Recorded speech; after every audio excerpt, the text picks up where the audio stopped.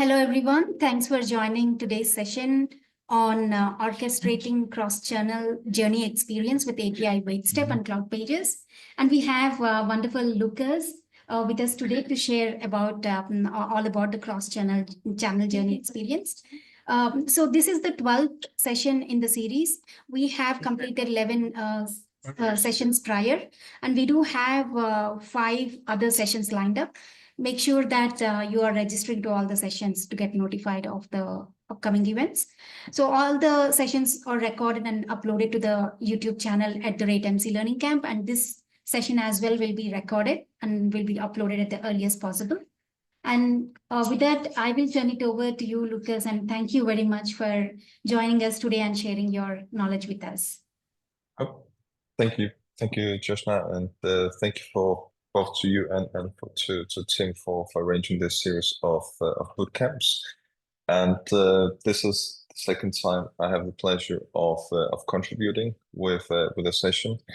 Last time it was about content management, and the recording is still out there. If you're interested, you can revisit it. And this time it's true to the nature of the series. It's about the Journey Builder deep dives. I'll try to do this as a combination of a technology presentation and hands-on build, but also I'm open to discussions both on the technical aspects, but also on the more business aspects of this capability in marketing cloud. And I guess I have 45 minutes or so. So I'll just jump into it and get going. So just to those of you who might not be familiar with me, my name is Lucas Luno.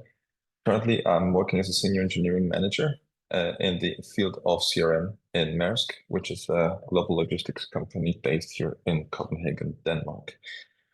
Prior to this, I've spent some years being an architect, a program architect at Salesforce, where I had the responsibility for some of our key implementation projects around marketing cloud in Northern Europe and Scandinavia and Northern Europe.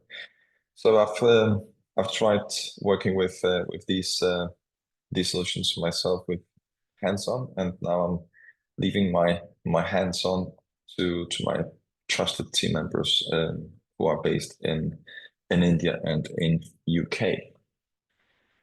And without further ado, just to let you know, I'm super happy to be interrupted during my presentation. I like to keep the number of slides down. I like my sessions to be more interactive. So whenever you have any questions, just let me know. Hey, Lucas, on line number 58, the function you have there in SSJS, what does it do? It can be on any topic. Just unmute yourself and shout. I'll be more than happy to pause and engage with you.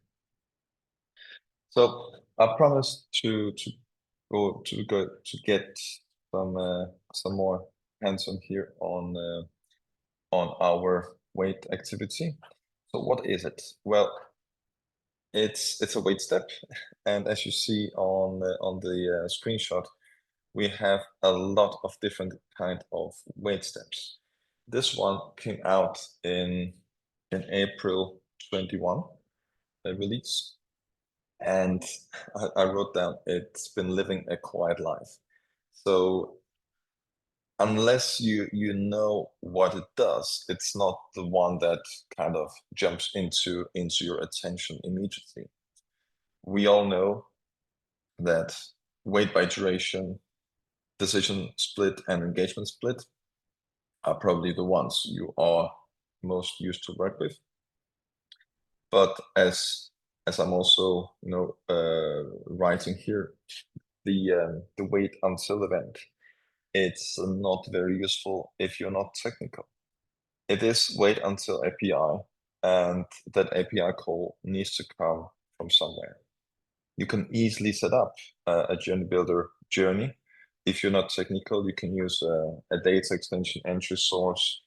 You can set up, all your wait steps and decision splits manually in the UI, but it's really difficult to trigger an API call without this level of technical knowledge. Every wait until wait step has two mandatory paths. So since it is a wait event, of course, it will not let people through unless the wait step definition has been reached. But since this is a wait until something, what if that something never occurs? This is why we have two paths.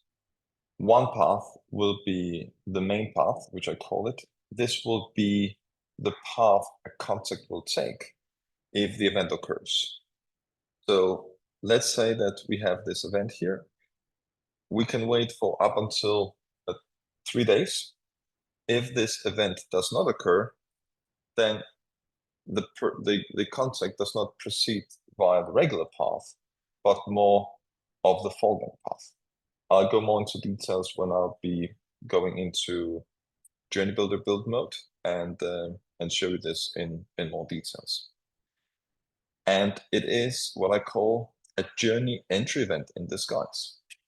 So if you're familiar with Journey Builder APIs, you will know that the API event for triggering a journey, it has a path of like v1/events something, and you would normally think, okay, which path is the REST API endpoint for the wait until event?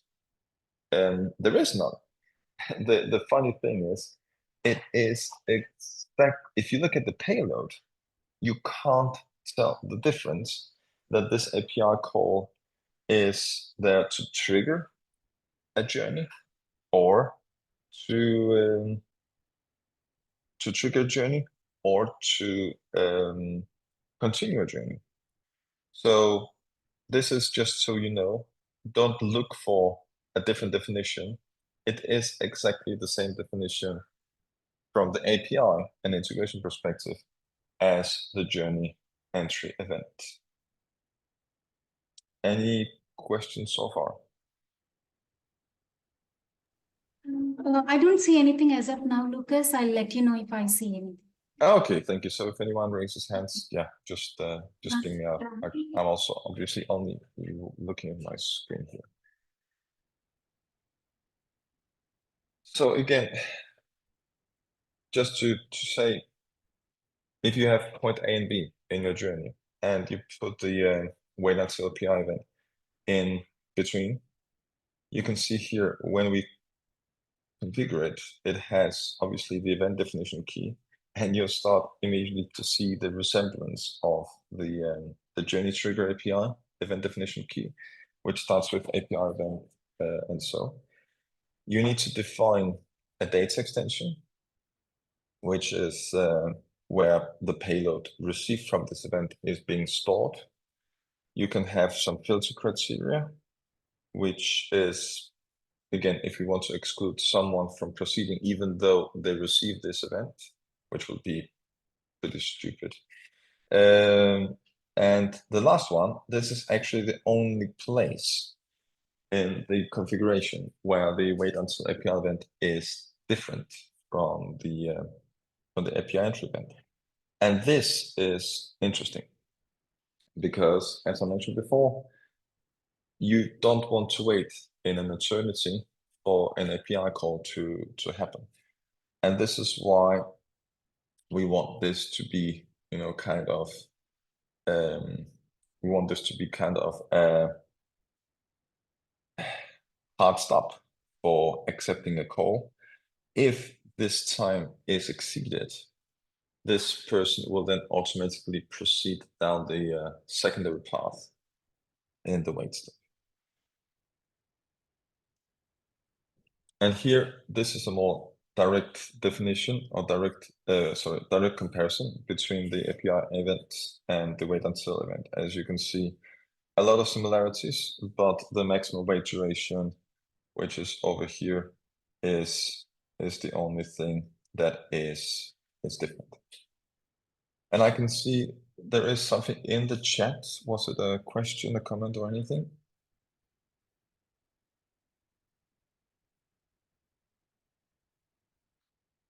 If no, let me just quickly stop sharing, because this was the last slide, and I'll just immediately go into finding my my own configuration here. So just give me a moment, then I'll be building a journey with you.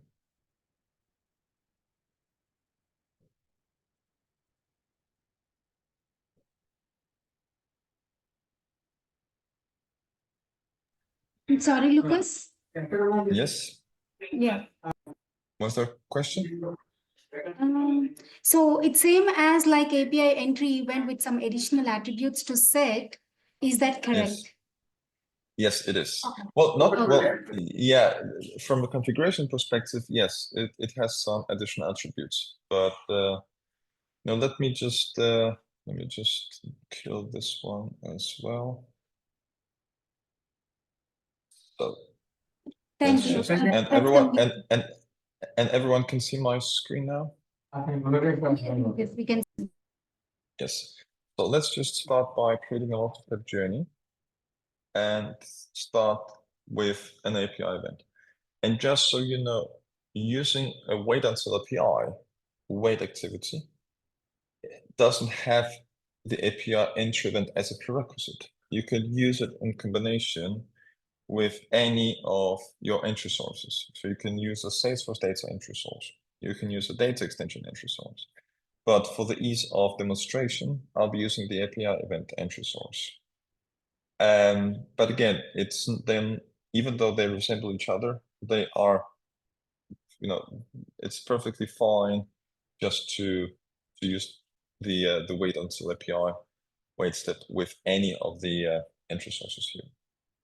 So I have cheated a bit, and I have created a predefined API event, but you don't need to. So just let me show you. This is basically the API event summary. I have my event definition key. I connected a data extension here, and this data extension will be receiving all of the records that the API calls are bringing in. And this looks kind of this. So we have our booking ID, email address, contact key, things that you would expect. And then we have a few other fields here. So this is one data extension. And I'll just get back later to explain when and how you should be using data extensions when you're working with the API step. So as you can see, this doesn't have a primary key. It's simply because I recommend against using primary keys in Journey Builder data extensions for API, because you will be seeing some primary key conflicts if you are, for example, injecting the same contact multiple times into a journey. You will not like to have the you wouldn't like to have the contact key, for example, as the primary key. So this one will just keep adding records as we go. So next one, let's just try sending a simple email. And this email, I'll also explain more in details what it does. But this email will show you some options that you can select. So this is our little email. And let me just change this to sandbox definition and move a little bit up like this. So this is our email. And what we want to do after the email is to say, wait, we'll wait until the API event. And you can see here already we are splitting our path in two. The main path is event occurred and no event. And this is simply just to say what happens in case we are not receiving an API event. So again, as I did before, I'm selecting the existing booking wait, API event, and adding it. And again, it's not that you need to create them beforehand. It's just, I've been testing and playing around with it before. So I'm sure by just reusing them, I don't have any typos. So this one, again, we have the API name, the event definition key, and then the data extension. And those of you who have been paying attention, you can see that we are using a different data extension here. So it's not mandatory. It all depends, what type of information you would like to use in the API call to your wait until event. In our case, it very much resembles what it's in the Lucas_booking data extension from the entry event, but it can be something totally different. The main point is when you want to release someone from the wait until event, you just need to call the event with the right contact key. So if my contact key is Lucas_1, I need to call the booking wait event with contact key Lucas_1. Then I'll be able to be released from that wait step and proceed through the event occurred. If I don't receive the call, I can say, well, up until 3 days, we are fine waiting for the call. Otherwise, after 3 days, we go down the path that says no event. Some of you are now thinking, Lucas, what happens if the same person is coming in multiple times?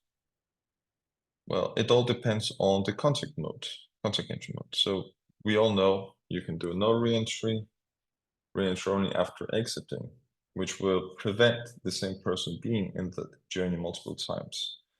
But if you say re-entry anytime, and the person with the same contact key is in our wait step, keep in mind all of the occurrences of that person will be released.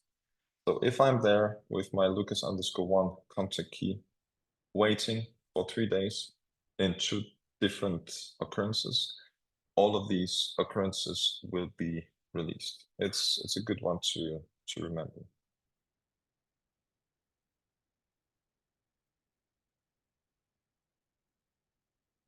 Just name this one. Cool. So next on this path, let's just give it another email because emails are fun. So let's just add this one. And it is basically an email which looks like this. So, and you might think, what are you trying to show? Well, we'll soon to find out. Again, we have our entry event, which is an API entry. We have our initial email, our wait until event, and we have another email. You could place an email here, which says, well, sorry, we've been waiting. We didn't get any confirmation from you or anything.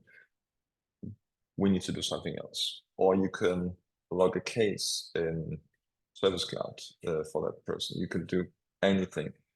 It's just so you know, whenever you need to work with this type of event, you need to take into consideration both of these paths and not only one path as with the normal wait event. All right. Are you still with me, or are we seeing people leaving because this is way too boring?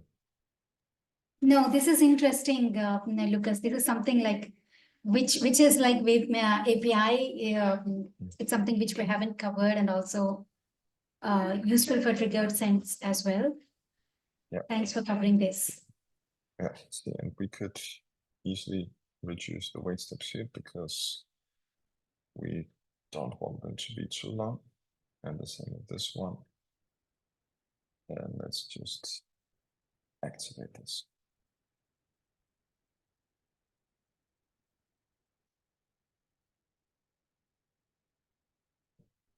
And let me just check while this is being activated. So this one has absolutely 0 records.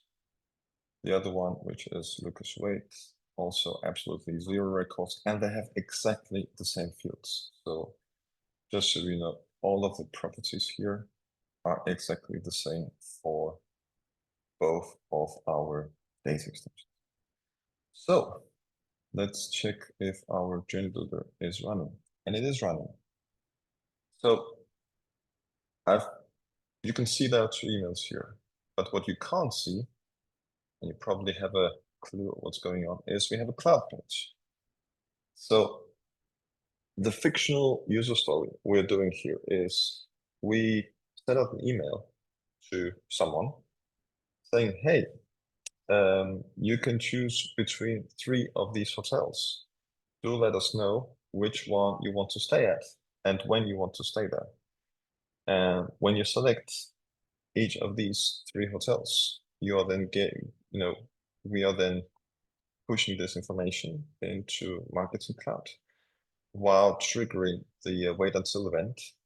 So this person is proceeding to this confirmation email. But what happens if you don't?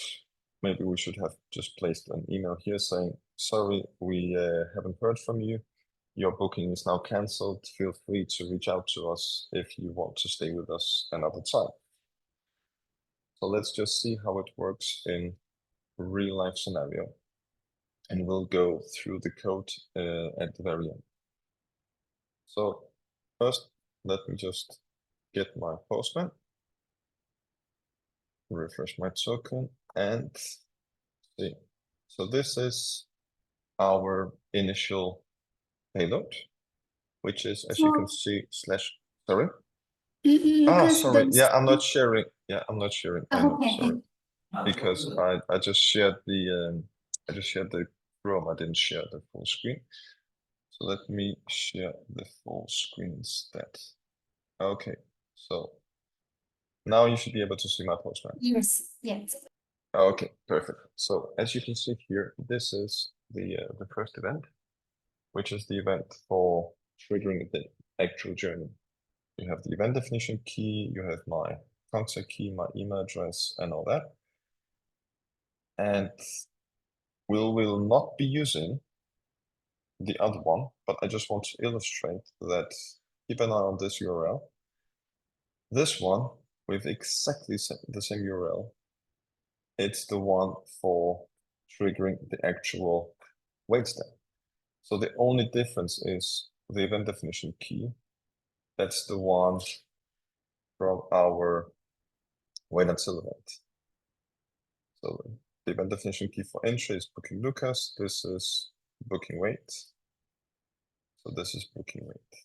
Otherwise, yeah, and you theoretically don't need all of this. You just need, as I said, contact key and event definition key. This will be enough to release you from that step.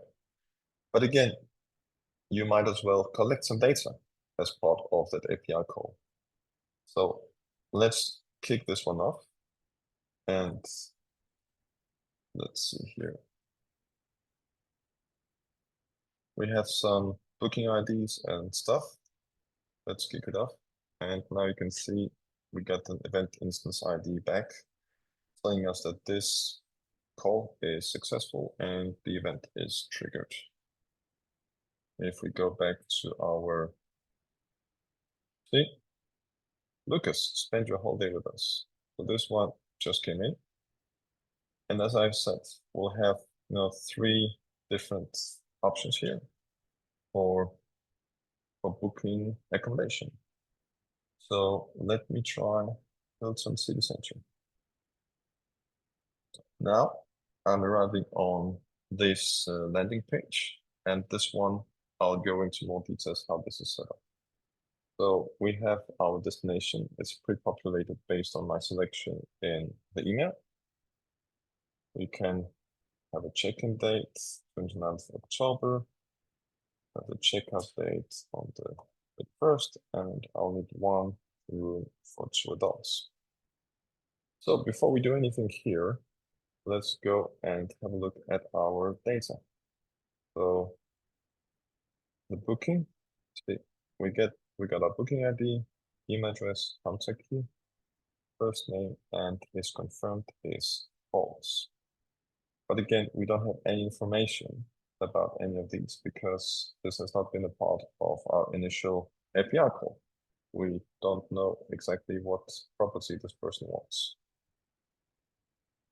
And then we have the other one, which is the wait step. It's still empty. Okay. Let's check our journey builder, how it looks. So right now we should have one entry into this journey. Yes, we have. And we have, not surprising, a person sitting in the wait step. Okay. Go back to our form and let's confirm our booking. Again, thank you. An email confirming your stay at Hilton City Center will arrive in your inbox shortly. See, so right now we are doing a bit of a interesting cross-channel as promised.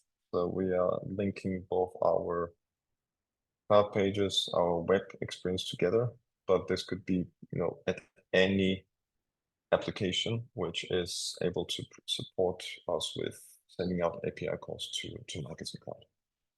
But again, for the simplicity and for using some of the technologies that we have available, this is what we are doing here.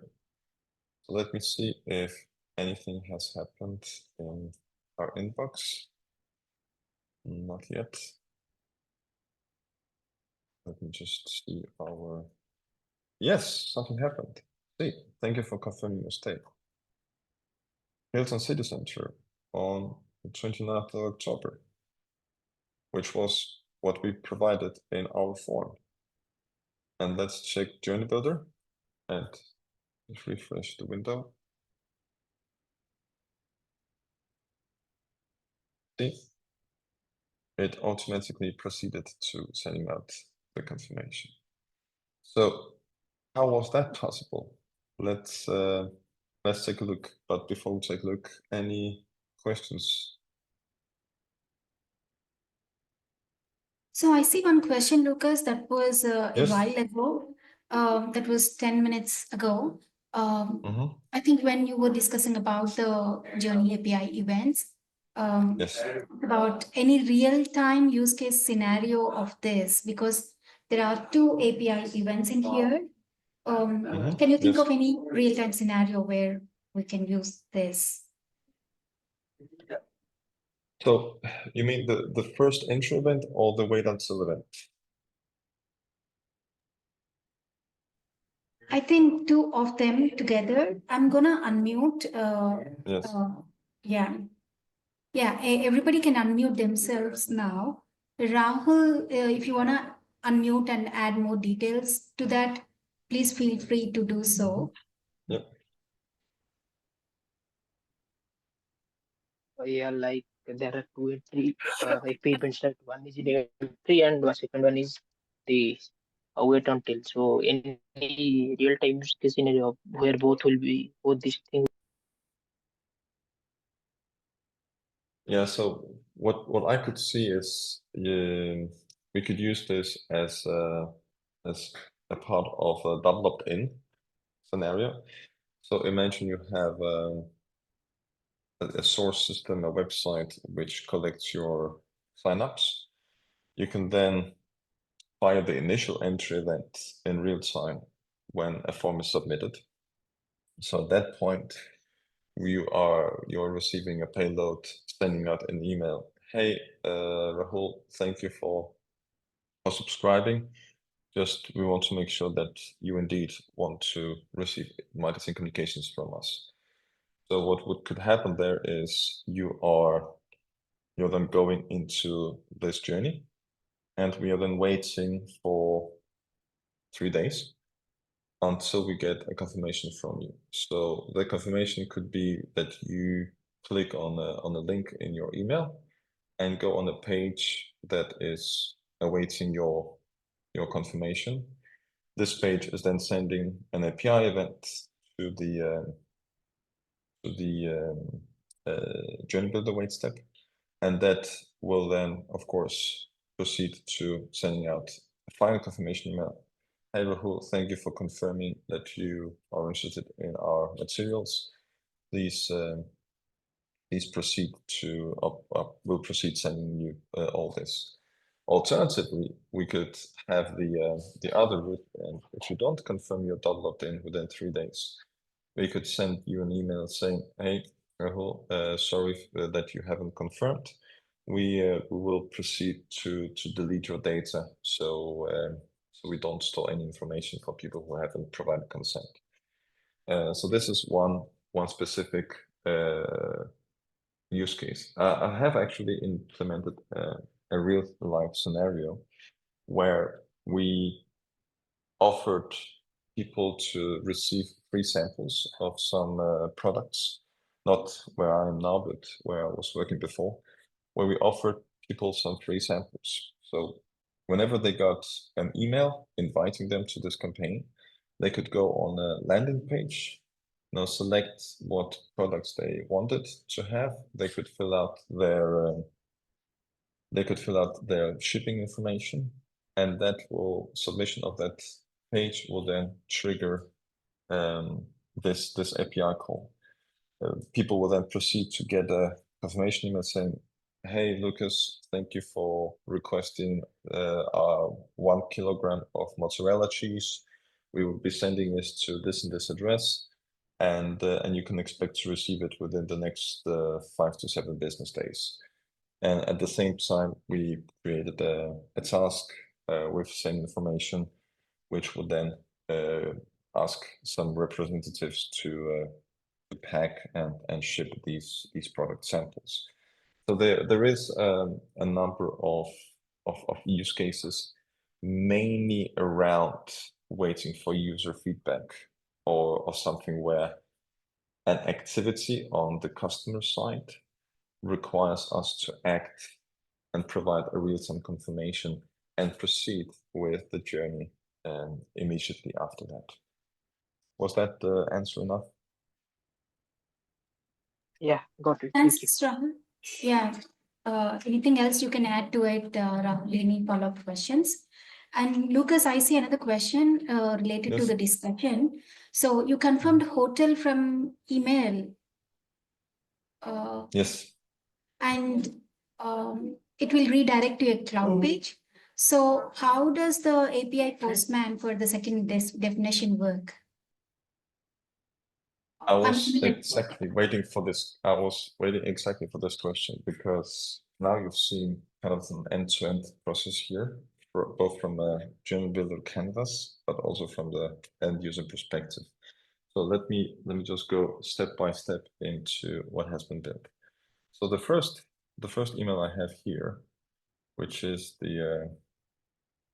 this API test, we call it. It's actually quite simple. You can see here we get the booking ID from the payload, and here we have 3 hotels. And as you can see, we are using redirect to and Cloud Pages URL function, and we have property which is passed on as a parameter in the Cloud Pages URL function. So whenever the link is clicked, then we are kind of providing this information onwards to the cloud page. And this is, so this is basically a super, a super simple way of showing that. So that's the first one. And then we of course just take the attribute value first name also from the payload. So if I can preview and test this, I can then quickly show you how it works.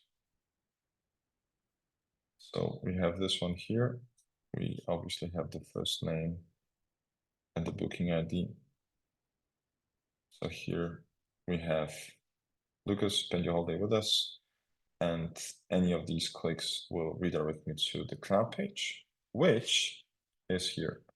So first of all, we have the form here. So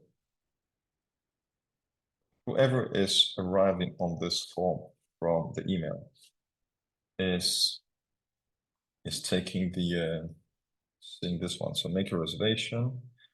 We have the form action, which basically posts to itself. We take destination, which is the property. Then, yeah, this one we populate from, this is the one we're populating from the Cloud Page URL function. So this is the hotel name that is automatically put into the, just do it again here. This is automatically taken from the email and put into this form field. This is what this request parameter does. And otherwise, we have the check-in, check-out, rooms, adults, and children drop-down options. And then we have a few hidden fields. One is the booking ID, one is subscriber key, and one is submitted equals true. Booking ID and subscriber key, it is so we can map the booking, we can map the submission to the person who is waiting in that wait step. And the next one is submitted. So we know when the form is submitted, we immediately go up to this part of the code. So we take the request parameter from the form submission and we put it into our server-side JavaScript, which is running here. So we have all of our fields. Then we authenticate with the OAuth token. Once we have the OAuth token successfully fetched, we can then build the JSON body for the request, consisting of contact key, event definition key, booking wait. You already seen this is the event definition for our wait step activity, or sorry, wait step, the wait until API step. And then we have all of these parameters that are populated directly from our form submission. And again, as with the regular API trigger for journeys, we are calling the /interaction/v1/events. We are firing it already with also the authentication in it. And the last thing that happens is we're displaying thank you, an email confirming your stay at whatever you selected will arrive in your inbox shortly. So this is basically, and there are countless examples with code, especially on server-side JavaScript. How can you perform these API calls specifically for triggering journeys from your AMP script or SSJS? So it's super easy to access. It's super easy to reuse for your specific use case of triggering these wait steps.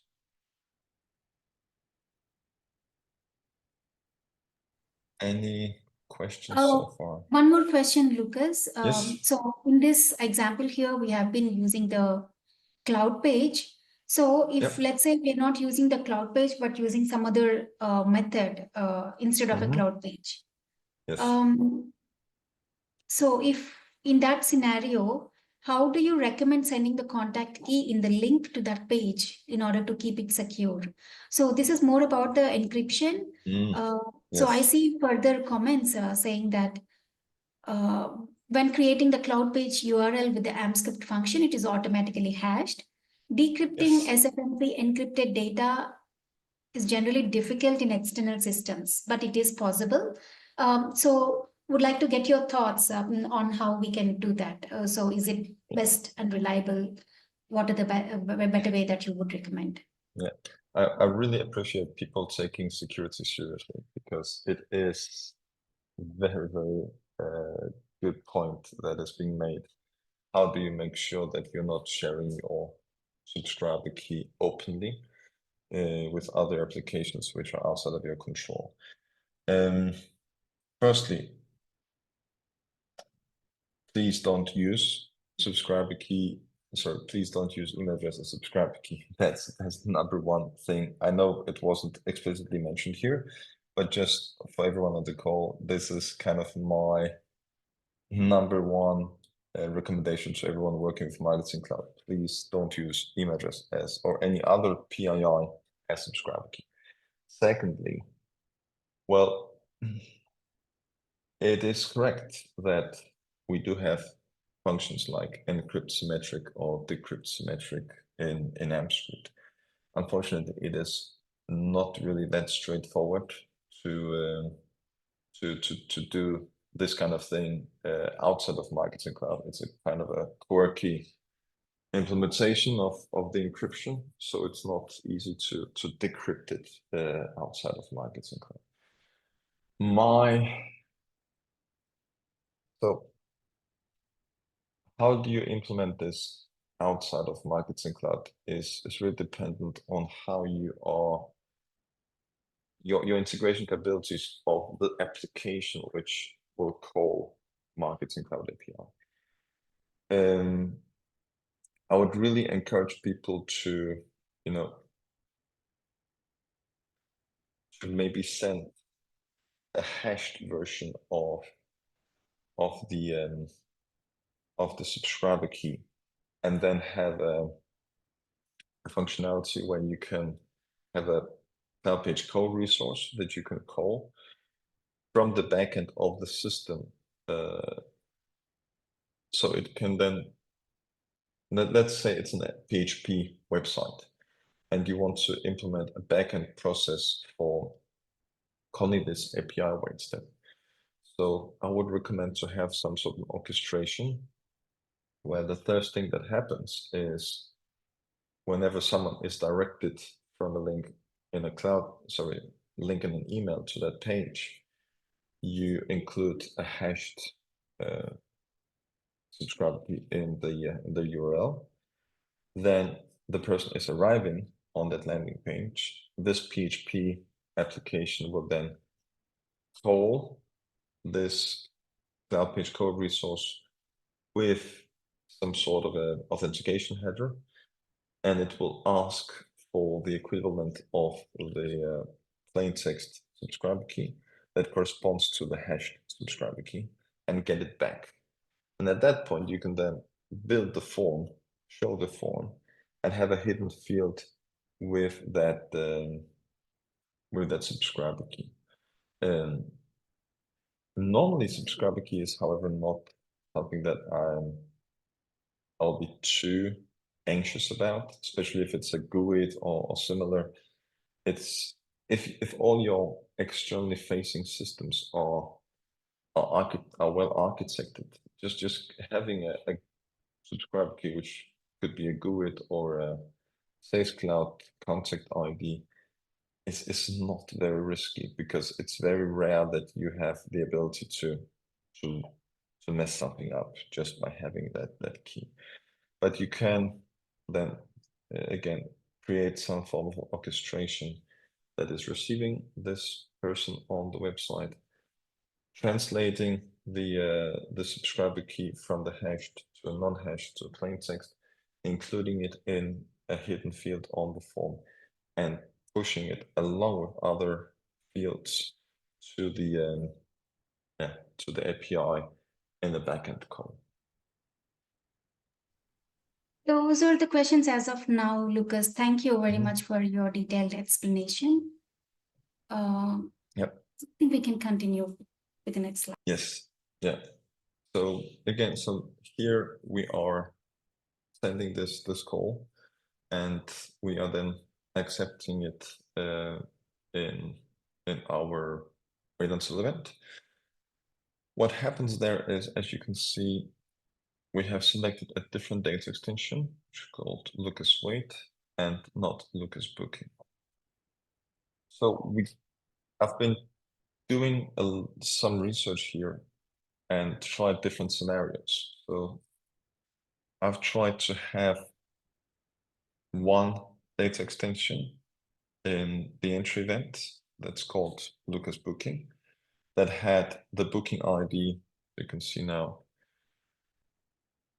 that had a booking ID as a primary key. So this one doesn't have any primary keys, but the booking ID is a primary key.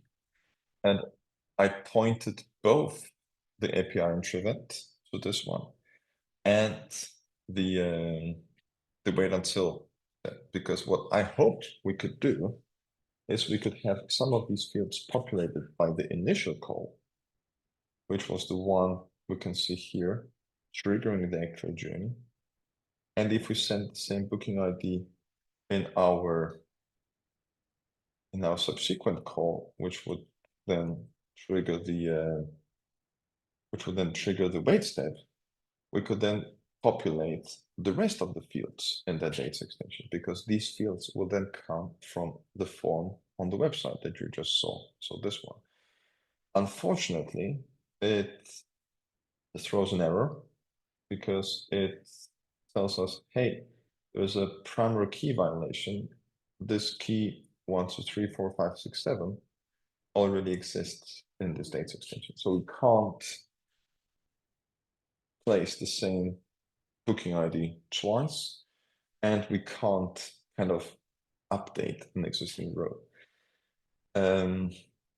Another scenario you could do is you could use the same data extension to have both the booking ID and is confirmed as the primary key. And I think I kind of did, no, I didn't do it, but if you see this one here, where we have the Lucas wait, this is what is being received from the wait step. You have the booking ID and is confirmed as true.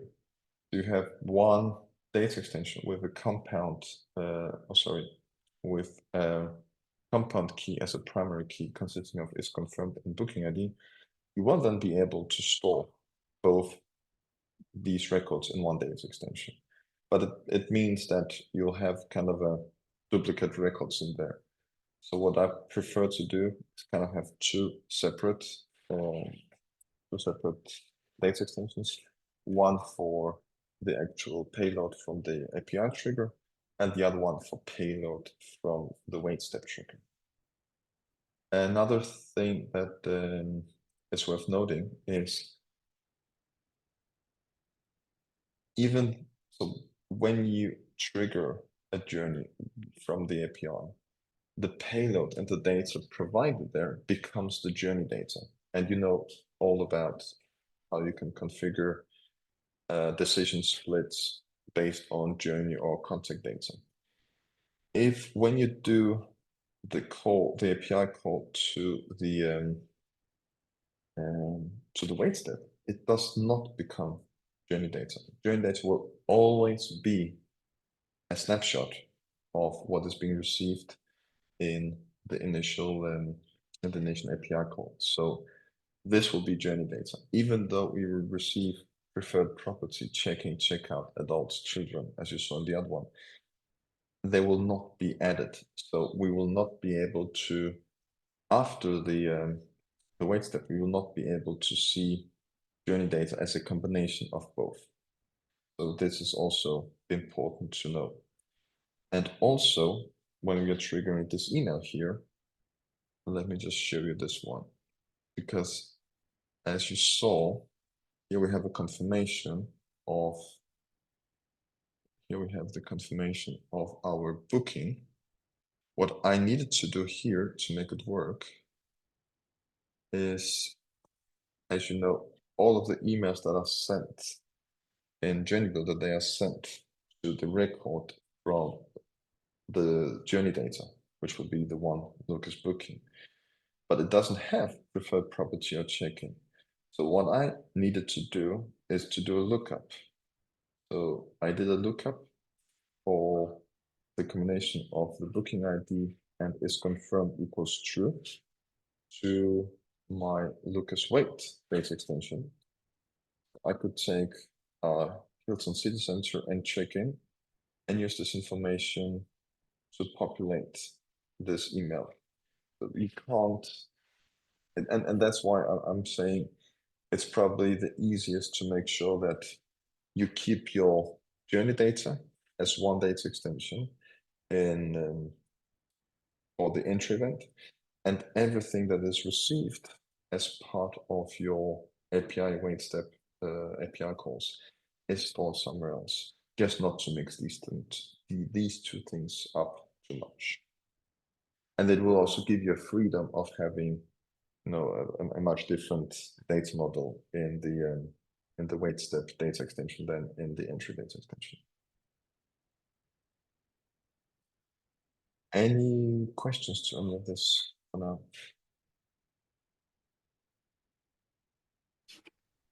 So I see one question here, Lucas. So combined with Yes. key management, you're able to mask the keys, making sure it is only admin who is able to see the keys. Can you confirm that? Yes, so key management is, yeah, thank you for pointing this one out, Henrik. And yes, you're right.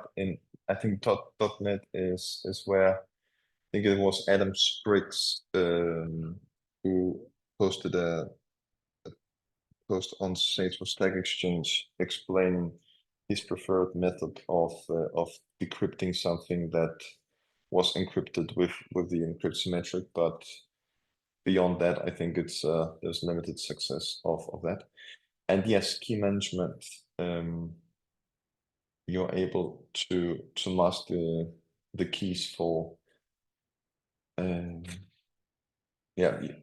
key management. You can use the keys in encryption metric, so you don't have it in plain text in your AMP script, but instead you're referring what is in key management. And people who don't have access to key management, which you can control with your access and user policies, they will not be able to pick this one up.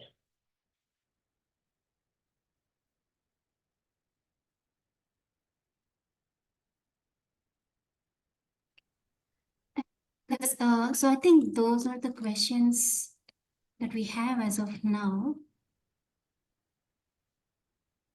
Yeah. I don't see any other questions. No.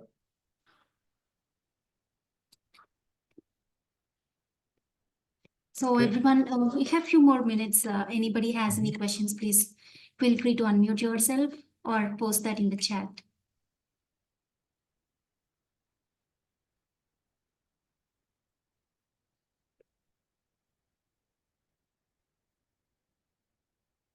Yeah, it seems there are no other questions.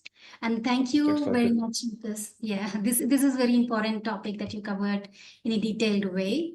This is so informational. Thank you. Thank you so much, and thanks for everyone who joined. It's been a pleasure, and yeah, if you have any questions, you can visit the Trailblazer or the Trailhead community groups. I'm active there, so do post your questions, and I'll be happy to provide you with some guidance. Yeah. And we do have very active audience today asking all the relevant and important questions. Thanks everyone for the continued passion and the support. We hope to see you again tomorrow for the hands-on session, if not for the deep dive session on Thursday. Thank you, everyone. Thank you, Lucas. Have Thank a you, good everyone. one. Have a great day. Bye-bye.